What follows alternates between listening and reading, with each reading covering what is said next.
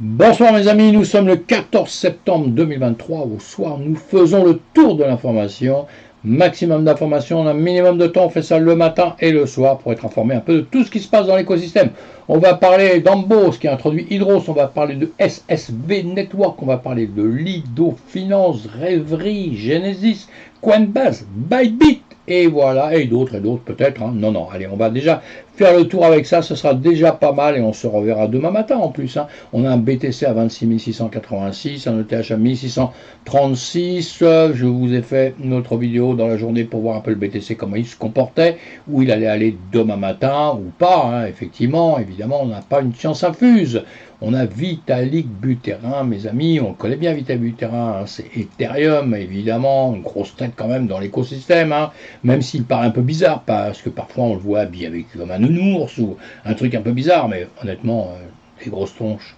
Respect, mes amis, respect. Allez, en tout cas, on écoute ce qu'il dit. On peut ne pas toujours être d'accord, hein, mais en tout cas, bon, on doit écouter ce qu'il dit. Évidemment, ce sont des gens qui sont vraiment impliqués dans cet écosystème et qui le fabriquent, l'écosystème. Parce qu'il y a deux choses.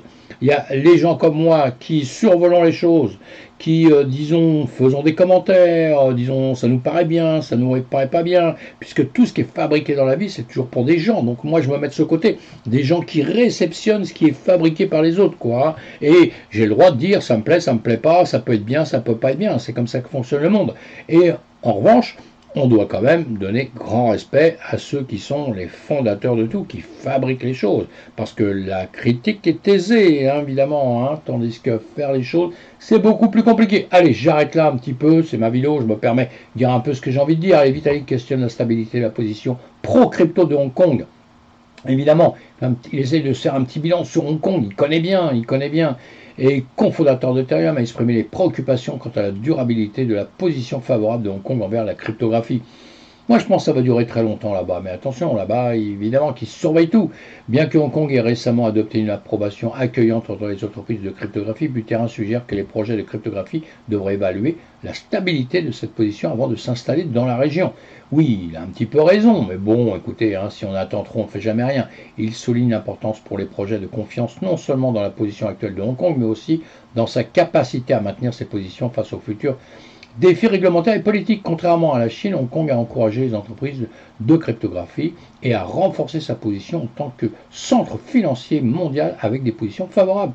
Buterin a également été impressionné par l'engagement des communautés de développeurs en Asie, notant une activité significative dans les recherches et le développement des solutions de cryptographie. C'est génial, hein. Bon, moi je suis un peu entre guillemets un pro de l'Asie, hein. Mon métier, je suis expert en art asiatique, donc vous avez bien compris que j'étudie vraiment tout ce qui se passe en Asie. Hein. Ils ne sont pas prêts de lâcher ça, vous inquiétez pas. Et les Chinois, en tout cas, ne sont pas prêts de lâcher le Web3. Ils ont bien compris qu'ils vont pouvoir tirer quelque chose de ça, et aussi les crypto-monnaies. Dans quel sens? On verra dans quelques temps. Et vous allez sur The Blog, donc hein, justement, je vous mets les liens de tous ces articles. Moi, je fais mes commentaires là-dessus. Je vous fais un petit résumé à chaque fois de tout ce que je pense dans l'écosystème. Je lis des articles un peu partout. J'essaie de vous mettre les plus pertinents. Et vous, après, vous allez faire votre travail, justement. Hein. Vous creusez tout ça si vous en avez envie, évidemment. Alors là, on a Swift qui teste l'interopérabilité. Un truc impossible à dire, ça. Impossible à dire, mes amis. Hein. Interopérabilité. J'ai cru que j'allais jamais rentrer dans la crypto-monnaie à cause de ça.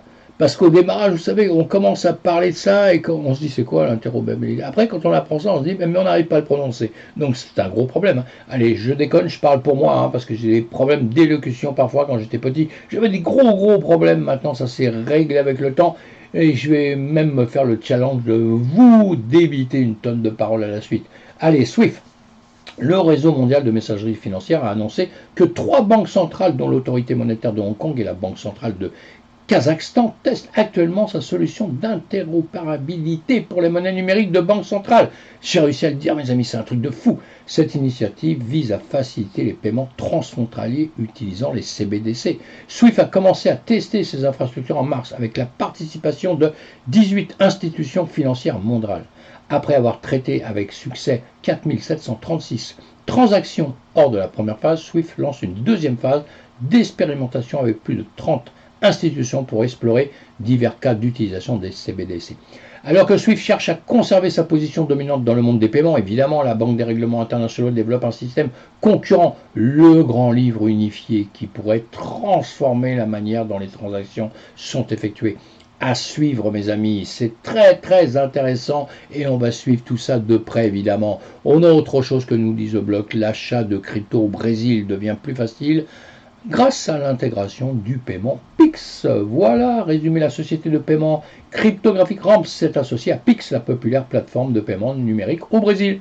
Cette intégration vise à simplifier l'achat des crypto-monnaies avec les Brésiliens et permet aux partenaires de Ramps d'accéder plus facilement au marché brésilien qui compte plus de 200 millions d'habitants. Un Pix lancé par la Banque centrale du Brésil en 2021 est actuellement utilisé par plus de 70% de la population brésilienne. Suite à cette intégration, les Brésiliens pourront rejoindre l'économie Web3 en quelques secondes. Ramps, qui a récemment levé 70 millions de dollars au financement de série B, continue d'élargir sa présence, renforçant sa mission de rendre la crypto accessible à tous, toutes et tous d'ailleurs. Allez, bravo Arams, on va continuer un petit peu, on va continuer avec Ripple, mes amis. Ripple, il nous fait quoi? Il ouvre, enfin il étend son Liquidity Hub au Brésil aussi. Le Brésil, ils adorent le Brésil, hein. Allez, c'est en train de s'étendre dans le monde, évidemment. Il a lancé sa plateforme Liquidity au Brésil et en Australie, évidemment, offrant aux entreprises une méthode simplifiée pour acheter, vendre et détenir des actifs numériques.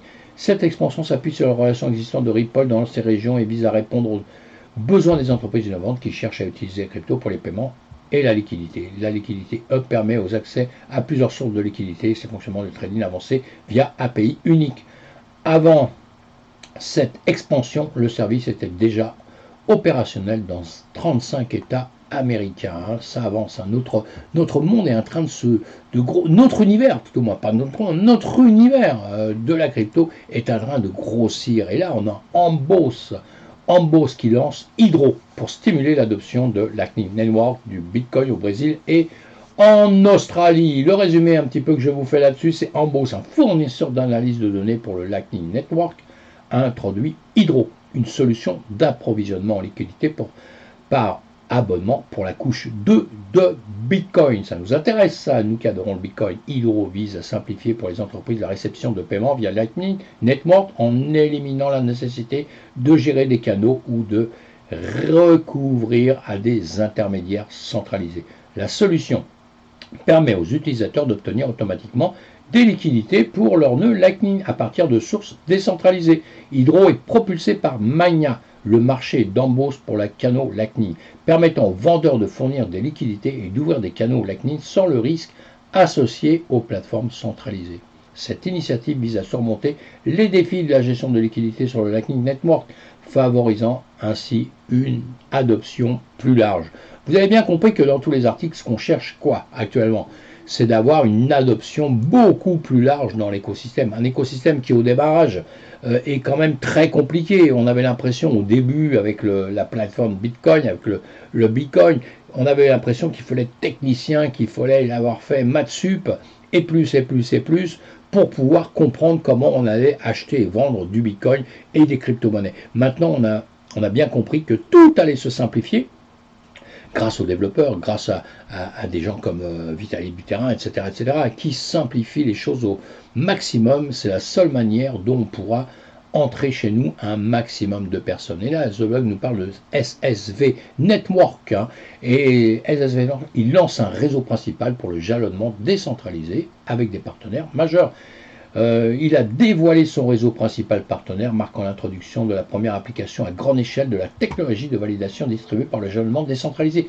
Plus de 10 partenaires travaillent avec, dont Stardeck, Ancre, pardon, excusez-moi, je prononce mal, Stackestar intégreront leur app d'application de jalonnement à SVV. Le réseau permet aux utilisateurs de se connecter à un ensemble d'opérateurs qui gèrent conjointement, je vais y arriver, je vous ai dit que j'avais des problèmes de prononciation. Alors on ne se moque pas, s'il vous plaît, qui gère conjointement les nœuds de validation Ethereum, offrant une alternative aux méthodes de jalonnement traditionnelles. L'initiative vise à attirer davantage d'utilisateurs qui pourraient être réticents à confier leurs actifs à des entités uniques et à éviter le processus complexe du jalonnement autonome. Comme je vous ai dit, c'est très complexe tout ça, évidemment, et on essaye de simplifier tout ça Encore une fois, allez, on avance encore dans notre écosystème, on va parler de quoi? Lido, mes amis, Lido Finance Sélection. Eh bien, il s'associe à Neutron et Accélère pour étendre WSTETH à l'écosystème Cosmos. Lido Finance a choisi Neutron et Accélère pour déployer son jeton d'Ether liquidé jalonné, le WSTETH, sur l'écosystème Cosmos. Cette collaboration vise à renforcer encore une fois, l'interopérabilité entre les chaînes pour le jalonnement, la liquidité. Plus de 30 équipes Cosmos ont manifesté leur intérêt pour l'intégration de WSTETH.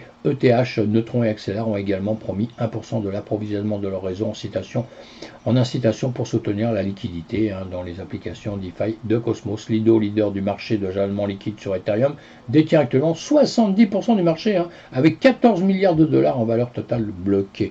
Voilà mes amis pour celui-ci, on suit tout ça de près évidemment, c'est notre écosystème et on adore ça. Et là on a la société d'investissement Rêverie annonce un fonds de capital risque de 20 millions de dollars. Bon, allez, on n'avance pas plus là-dessus, vous allez lire si ça vous intéresse, mais c'est bien quand même. Et après, on a Genesis qui nous dit soit il n'offre plus, il n'offre plus, pas plus. Il ne met fin à ses services de trading, de dérivés d'actifs numériques. Bon, bah ça, c'est pas une bonne news.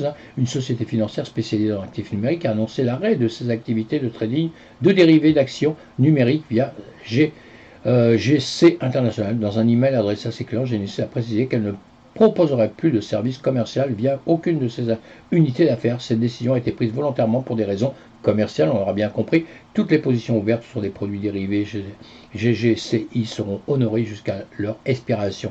Cette annonce intervient peu de temps après que Genesis ait fermé sa plateforme de trading de gré à gré au début du mois. Voilà, Genesis à suivre à longueur de temps, évidemment, vous l'aurez compris.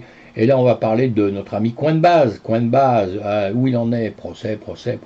La plateforme d'échange de crypto-monnaies offre un mois de trading sans frais, mes amis. C'est bien ça sur sa plateforme Advance Trade pour les clients britanniques. Ah mince, je suis français. Cette promotion qui a débuté le 8 septembre et se terminera le 7 octobre vise à encourager les traders britanniques. Voilà, allez, c'est un petit coup de pub qui se font et ils ont bien raison. Et de là, on va passer à Bybit. Bybit, c'est pareil, il envisage de quitter le marché britannique face aux nouvelles réglementations. Alors, il y en a un qui fait de la pub pour grossir là-bas, un autre qui veut partir à cause des réglementations. On est quand même dans un monde un petit peu fou en ce moment. Mais c'est comme ça, on fait avec. Tant qu'on ne sera pas réglementé partout, quand on n'aura pas des lois un petit peu partout solides, évidemment qu'on aura du mal à avancer. Bon, maintenant, on peut se poser des questions sur des sociétés qui soit veulent se mettre quelque part où la réglementation est difficile et ils y vont quand même et ils continuent, et d'autres qui se sauvent de ces endroits-là. Attention mes amis, on fait quand même très attention. Si on se sauve d'un endroit où il y a des réglementations qui ne vous conviennent pas, c'est qu'on est hors la loi, on va dire. Et si on est hors la loi, pourquoi on est hors la loi? Qu'est-ce qui va, qu'est-ce qui ne va pas? Voilà, donc tout ça, ce sont des questions qu'on doit se poser, et ce sont des questions qu'on se pose évidemment entre nous. Vous me rejoignez sur Discord, sur Twitch, et on essaye de voir tout ça ensemble. Voilà mes amis pour ce soir, on se retrouve demain matin sur d'autres vidéos. Pensez à vous abonner à ma chaîne si ce n'est pas fait. Si c'est fait, mille merci. Pensez à liker, pensez à mettre des commentaires. Les commentaires m'aident énormément. Soyez gentils. Dites-moi simplement même bonjour. Ça va en service. Bye bye.